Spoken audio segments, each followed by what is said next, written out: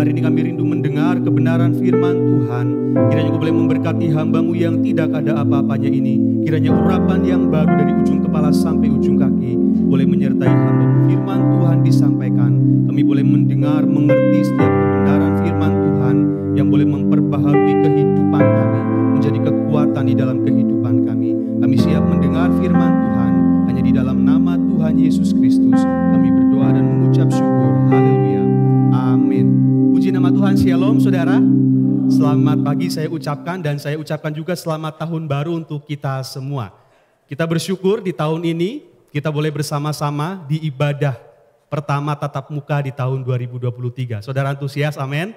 Kita boleh bersama-sama ke depan melihat karya Tuhan di dalam kehidupan kita. Pada hari ini kita mau siapkan hati kita. Tema firman Tuhan saya berikan judul, Datanglah dan Tinggallah. Saudara yang dikasihi Tuhan, firman Tuhan berkata, marilah kepadaku.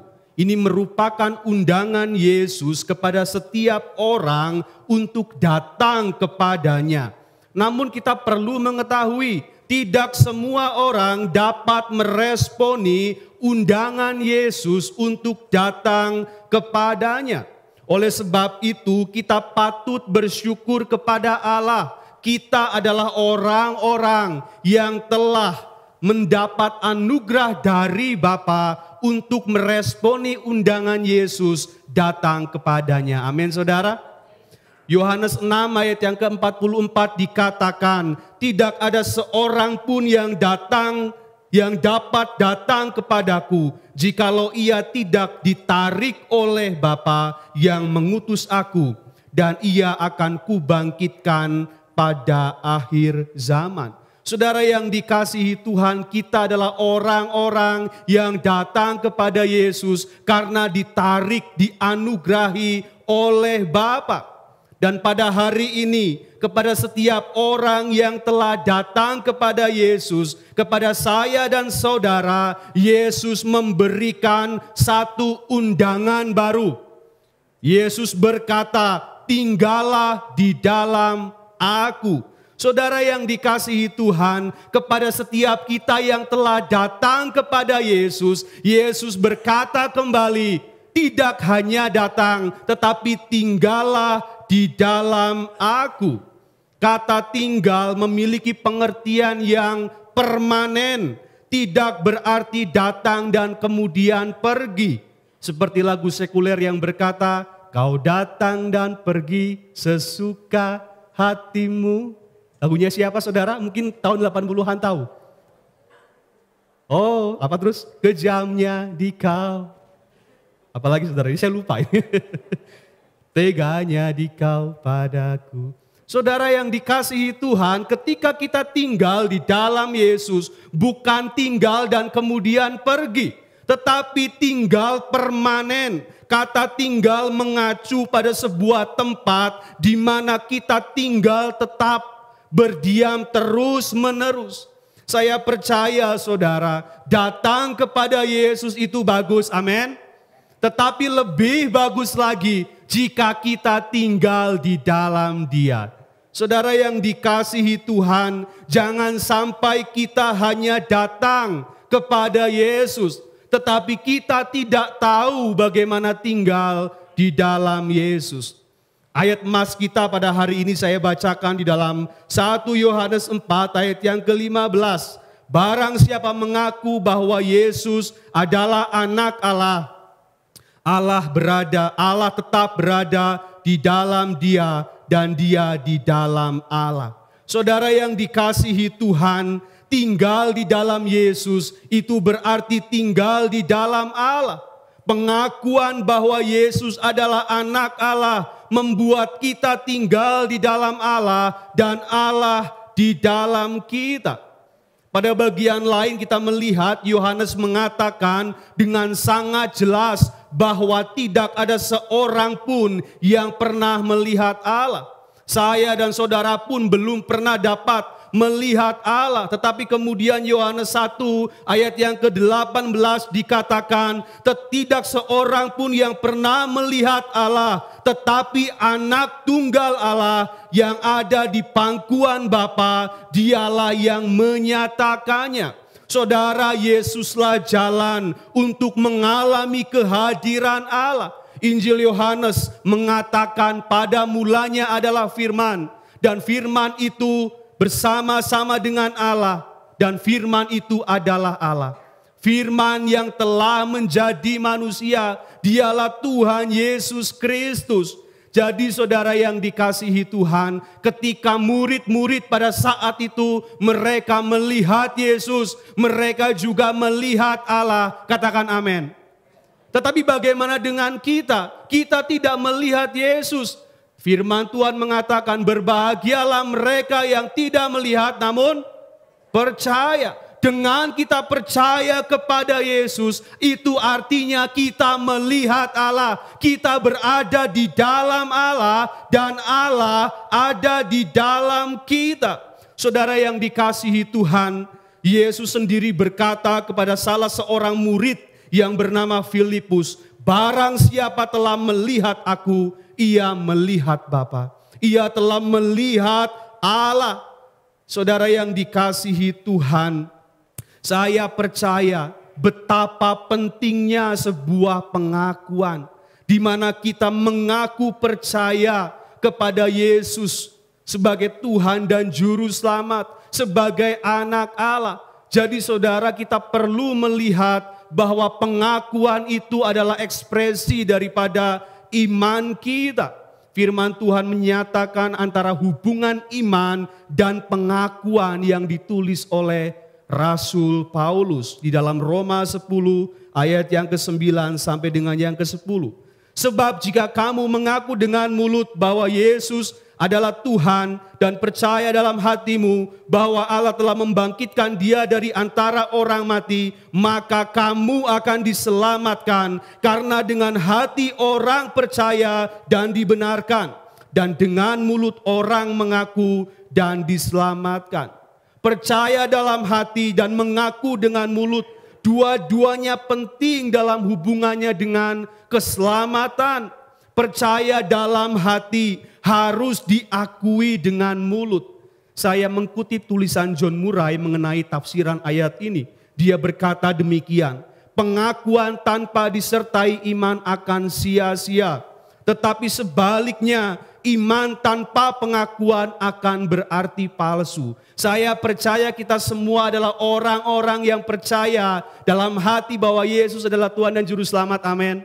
Tetapi kita juga mengaku dengan mulut kita bahwa Dia adalah anak Allah. Pengakuan inilah yang membuat kita berada tinggal di dalam Allah. Jadi saudara yang dikasihi Tuhan, pengakuan itu menyatakan iman kita. Yesus sendiri berkata, yang diucapkan mulut meluap dari hati. Bila hati percaya, maka mulut pasti mengakuinya.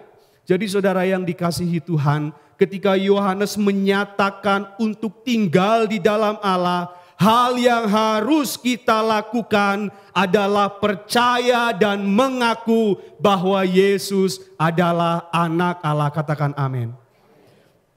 Saudara, mari kita merenungkan kebenaran ini. Itu artinya apa? Artinya tinggal di dalam Allah bukan merupakan usaha kita. Tinggal di dalam Allah merupakan hasil langsung, buah langsung dari iman kepada Yesus sebagai anak Allah. Saudara, undangan untuk tinggal di dalam Dia bukan perintah Taurat, melainkan undangan kasih karunia yang dianugerahkan Bapa untuk kita terima. Ini hal yang luar biasa, saudara. Ketika Yesus mengundang saya dan saudara untuk datang dan tinggal di dalam Dia, Dia tidak sedang menyuruh kita untuk melakukan sesuatu, tetapi Dia mau kita datang tinggal di dalam Dia untuk kita menerima sesuatu dari Tuhan. Amin. Kita akan menerima sesuatu dari Tuhan kalau kita datang dan tinggal di dalam Dia. Contoh yang sangat sederhana, ketika saudara diundang rekan saudara atau seseorang untuk menghadiri pestanya. Kita datang di pestanya dan kemudian ketika kita datang, kita tidak datang untuk melakukan sesuatu, bukan? Kita datang untuk apa? Untuk menikmati pesta, untuk menerima pesta yang disediakan oleh tuan rumah. Jadi ketika Tuhan Yesus mengundang kita untuk datang kepadanya, Tuhan mau kita menerima sesuatu daripada Dia. Dan pada hari ini saudara, kita mau melihat apa yang akan kita terima ketika kita datang dan tetap tinggal di dalam Tuhan. Mari kita melihat bersama-sama bahwa undangan untuk tinggal di dalam Yesus merupakan berkat yang luar biasa. Kita akan menerima sesuatu yang baik daripada Allah. Setidaknya ada 3 hal pada hari ini yang akan saya sampaikan kepada saudara. Apa yang baik yang kita terima dari Allah ketika kita tinggal di dalam Dia. Yang pertama, kita akan menikmati janji-janjinya. Saudara yang dikasihi Tuhan, di dalam 2 Korintus 1 ayat yang ke-20 dikatakan, sebab Kristus adalah ya bagi semua janji Allah. Itulah sebabnya oleh Dia kita mengatakan amin untuk memuliakan Allah. Kristus adalah ya bagi semua janji Allah. Itu artinya di dalam Kristus tersedia seluruh kepenuhan janji berkat Allah untuk kita nikmati. Di dalam Dia seluruh janji Allah menjadi bagian kita. Kita perlu ingat Allah setia terhadap janjinya. Dia akan menggenapi janjinya atas kehidupan kita jika kita dengan rendah hati meminta kepadanya. Di dalam Yohanes 15 ayat yang ke-7 dikatakan, jikalau kamu tinggal di dalam aku dan firmanku tinggal di dalam kamu, mintalah apa saja yang kamu kehendaki dan kamu akan menerimanya. Mintalah apa saja yang kamu kehendaki dan kamu akan menerimanya. Saudara, ayat paralel dengan ini di dalam 1 Yohanes 3 ayat yang ke-22. Dan apa saja yang kita minta, kita memperolehnya daripadanya. Karena kita menuruti segala perintahnya dan berbuat apa yang berkenan kepadanya. Saudara, ini janji yang luar biasa, janji yang begitu menggairahkan, amin.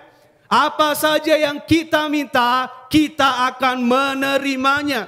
Kita sering mendengar para pengkhotbah membuat formulasi tentang jawaban doa. Jawaban doa itu ada 3. Ya, tidak, dan tunggu dulu. Saya bingung dengan yang tunggu dulu, saudara. Tunggu dulu itu pada akhirnya iya atau tidak, kita juga nggak ngerti, saudara.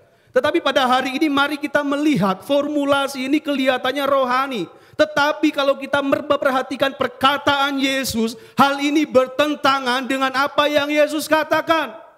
Jelas dikatakan Yesus berkata, jikalau kamu tinggal di dalam aku dan firmanmu tinggal di dalam dan firmanku tinggal di dalam kamu, mintalah apa saja yang kamu kehendaki, kamu akan menerimanya. Saudara yang dikasihi Tuhan, Tuhan Yesus menghendaki kita menerima segala sesuatu yang kita minta dan doakan. Amin. Saudara, tetapi kita perlu mengetahui ada kata jika di depannya. Tuhan akan mengabulkan apa yang kita minta dan doakan, kita akan menerimanya. Tetapi di awal kalimat ada kata jika muncul. Jika kita tinggal di dalam Dia dan firman-Nya tinggal di dalam kita. Syarat untuk menerima apa yang kita doakan dan kita janjikan, yang Tuhan janjikan. Kita harus tetap tinggal di dalam Dia dan firman-Nya tinggal di dalam kita. Jadi dari sini saudara kita melihat jawaban doa orang percaya itu bukan ya tidak dan tunggu dulu. Tapi jawaban doa orang percaya adalah ya.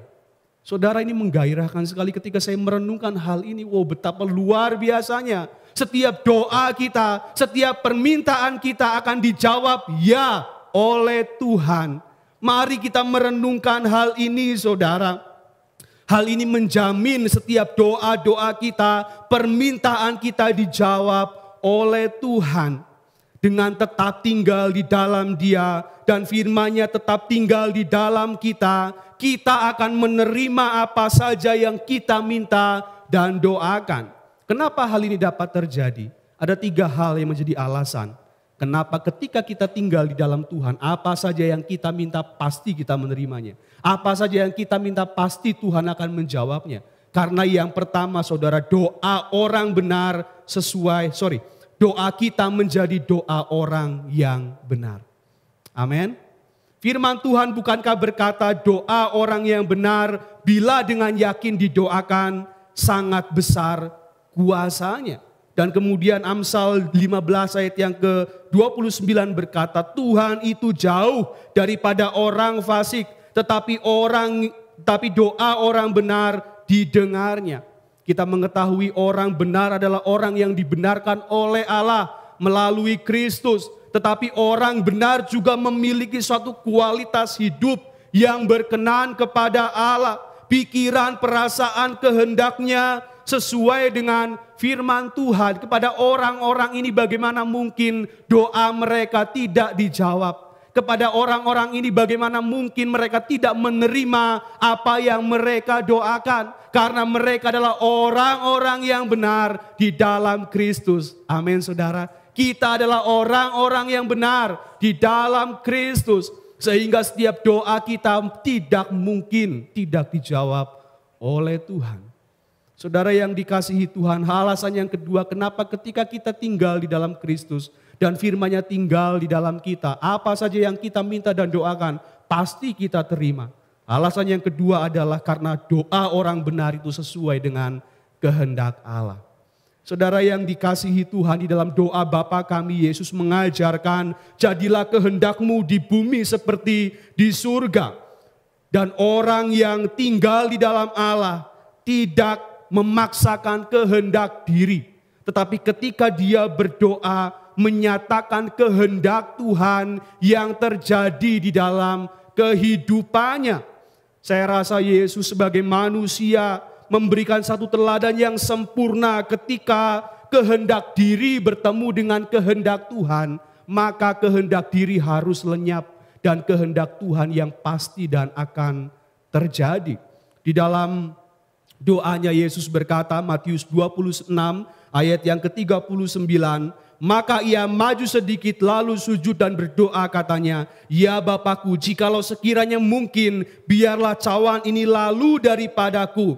Ini menunjukkan kehendak Yesus. Dan kemudian dikatakan, tetapi janganlah seperti yang ku kehendaki, melainkan seperti yang Engkau kehendaki. Saudara, di dalam doa kita harus menundukkan kehendak diri di bawah kehendak Allah. Karena kehendak Allah itulah yang terbaik untuk kita terima. Itulah jawaban ya untuk semua janji yang Tuhan sudah sediakan. Dan kemudian yang ketiga, kenapa ketika kita tinggal di dalam Dia, apa saja yang kita minta dan doakan, kita menerimanya. Karena doa orang benar untuk kemuliaan Allah.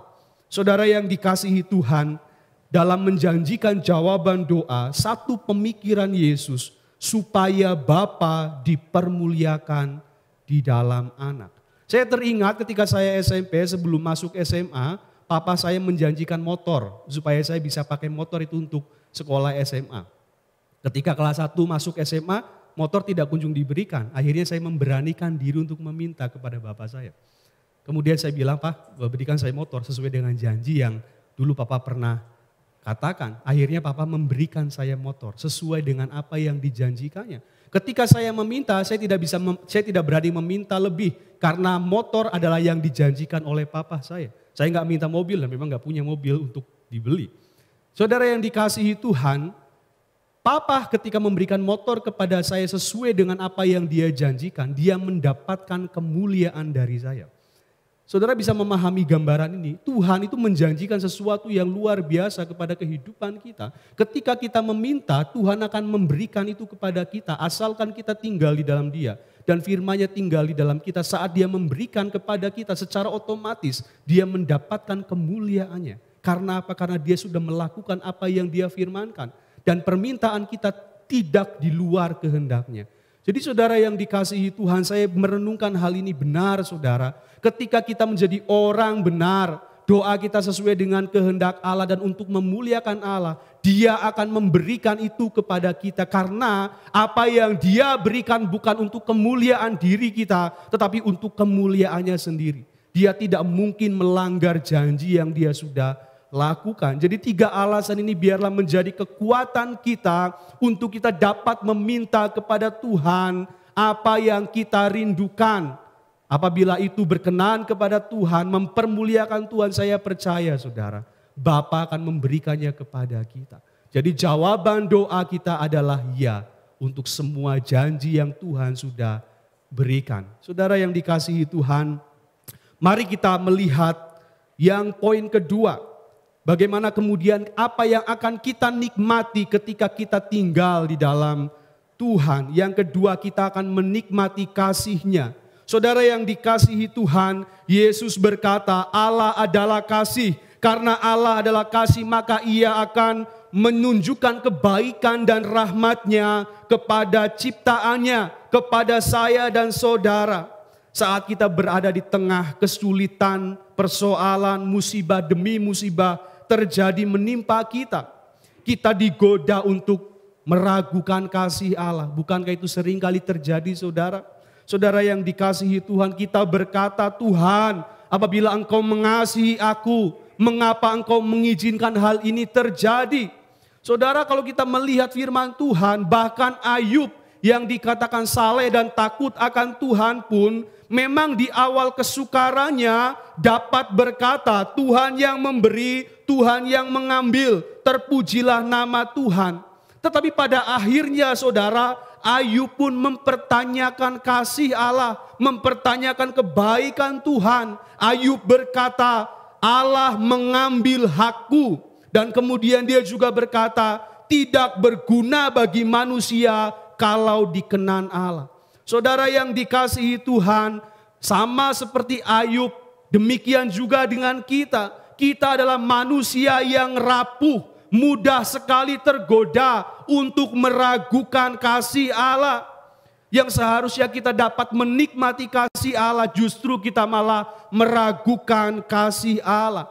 Tetapi pada hari ini saudara, firman Tuhan akan meneguhkan kita bahwa tidak ada apapun juga yang dapat memisahkan kita dari kasih Allah. Bahkan kesulitan yang kita alami, bukan Allah tidak mengasihi kita, Allah menyertai kita dan Allah mengasihi kita. Di dalam Roma 8 ayat yang ke-38 sampai dengan yang ke-39 demikian firman Tuhan.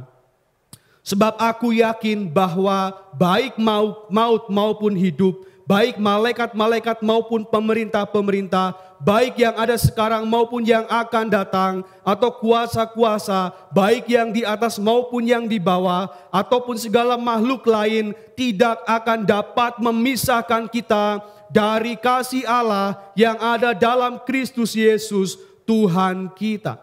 Memang kita sering mengalami ketika kesulitan, persoalan berat datang, kita tidak dapat melihat dan merasakan kasih Allah. Tetapi justru saudara, pada masa-masa inilah kita harus bertahan di dalam iman bahwa Allah menjamin kehidupan kita, bahwa Allah mengasihi kita. Kita harus mengerti salah satu prinsip dasar kehidupan Kristen, kata Paulus, sebab hidup kami ini adalah hidup karena percaya, bukan karena melihat. Ketika kesukaran, kesulitan datang, mampukah kita percaya bahwa Tuhan mengasihi kita? Tuhan bersama-sama dengan kita. Saudara, saya belajar daripada seorang tokoh bernama Daud. Firman Tuhan menyatakan bahwa Daud adalah orang yang berkenan di hati Allah. Satu kejadian ketika saat kondisi sukar terjadi, kota Ziklag tempat Daud tinggal dibakar habis oleh orang Amalek.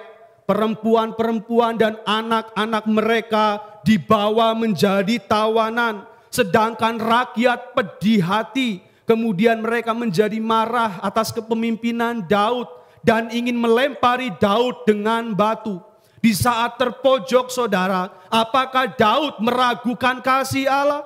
Tidak saudara. Apa yang Daud katakan di dalam 1 Samuel 30 ayat yang ke-6. Ketika persoalan kesulitan merasa sendiri terpojok.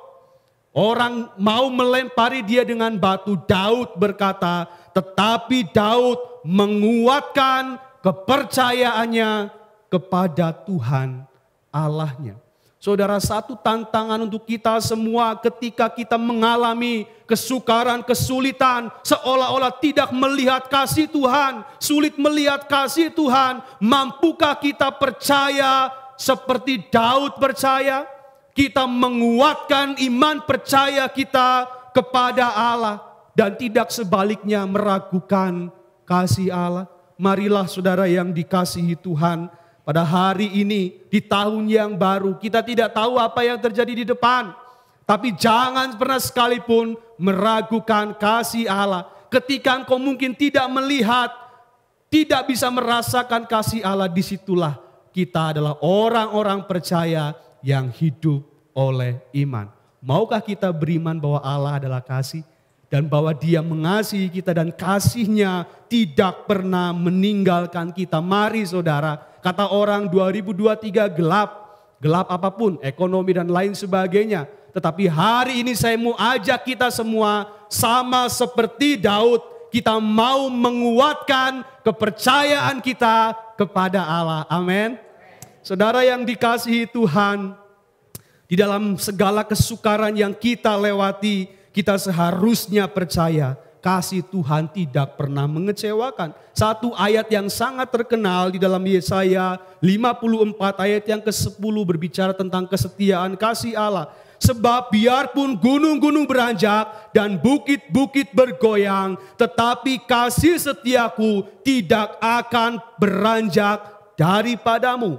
Dan perjanjian damaiku tidak akan bergoyang. Firman Tuhan yang mengasihani engkau. Firman Tuhan untuk kita semua, kita mau katakan amin untuk firman Tuhan ini. Kasih Tuhan menyertai kita di tahun 2023 ini. Dan yang ketiga saudara, poin yang terakhir, ketika kita tinggal di dalam Dia, kita akan menerima yang baik. Dan yang ketiga, kita akan menikmati sukacitanya. Saudara yang dikasihi Tuhan, saya merenungkan poin ketiga ini betapa luar biasa. Ketika kita berada di dalam Yesus, kita akan menikmati sukacita daripada Dia. Yohanes 15 ayat yang ke-11 dikatakan, semuanya itu kukatakan kepadamu supaya sukacitaku ada di dalam kamu dan sukacitamu menjadi penuh. Saudara, sukacita itu merupakan bukti bahwa apa yang kita miliki memuaskan hati. Kita bersukacita karena hati kita dipuaskan. Namun kita perlu mengerti sukacita Kristiani merupakan buah Roh Kudus. Jadi saudara, sukacita yang kita miliki tidak dimiliki oleh orang lain. Wow, saudara, luar biasa. Sukacita kita adalah buah Roh Kudus yang tidak mungkin dapat dimiliki oleh orang di luar Kristus. Saya merenungkan ketika ada satu sukacita yang tidak mungkin dimiliki oleh orang di luar Kristus. Saya mulai memikirkan apakah dengan demikian orang di luar Kristus tidak dapat menikmati sukacita, tidak dapat menikmati kebahagiaan, karena sukacita adalah buah roh yang hanya milik orang percaya. Saudara, saya merenungkan ternyata kalau kita memperhatikan kehidupan kita, ada banyak kebahagiaan dan sumber sukacita yang dapat dinikmati. Tidak hanya oleh orang percaya, tetapi juga oleh orang tidak percaya. Betul saudara? Ketika orang percaya jabatannya naik atau mendapat promosi jabatan, mereka bersukacita betul. Tetapi mendapat promosi jabatan, orang dunia pun mendapatkannya. Sama-sama bersukacita karena promosi jabatan. Sukacita karena usaha berhasil. Keberhasilan usaha tidak hanya milik orang Kristen, milik orang di luar Kristen juga. Dan ketika usaha berhasil, semua bahagia, semua bersukacita, sukacita saudara. Ketika apalagi saudara, ketika keluarga harmonis, keharmonisan keluarga tidak hanya milik orang Kristen, saya bisa melihat di luar Kristen pun. Ada orang-orang yang harmonis keluarganya, mereka bersukacita karena keluarganya harmonis. Orang Kristen maupun bukan menikmati sukacita yang sama dengan hal-hal itu. Dan bahkan saudara kita melihat sukacita karena kesehatan yang baik. Kita bersukacita karena kesehatan kita baik, tapi kesehatan yang baik dinikmati juga oleh orang-orang di luar Kristen. Jadi ketika saya merenungkan jenis sukacita apa yang dimiliki orang Kristen dan tidak dimiliki oleh orang Kristen. Saudara yang dikasihi Tuhan, ketika saya merenungkan pada akhirnya saya menyadari ada satu sukacita tinggal di dalam Kristus yang tidak dimiliki oleh orang di luar Kristus. Sukacita yang melampaui segala akal, sukacita yang melampaui segala penderitaan yang kita mungkin alami di dunia ini. Yesus mengatakan tentang sukacita yang Dia miliki tinggal di dalam kita. Saudara yang dikasihi Tuhan, yang ditawarkan Yesus adalah sukacitanya sendiri. Sukacita yang Dia miliki akan Dia berikan kepada kita dan tidak diberikan kepada orang di luar Dia. Apa sukacita itu? Sukacita itu adalah sukacita bagaimana kita menerima kebangkitan Kristus. Katakan amin saudara. Kebangkitannya menjadi kebangkitan kita. Karena orang dunia tidak dibangkitkan seperti kita dibangkitkan dan diselamatkan bersama-sama dengan Kristus. Sukacita kebangkitan Kristus menjadi bagian dalam kehidupan kita. Inilah satu sukacita yang tidak mungkin dapat diberikan kepada orang di luar Kristus. Saudara yang dikasihi Tuhan, Paulus memberikan bukti yang paling kuat mengenai sukacita yang tanpa henti.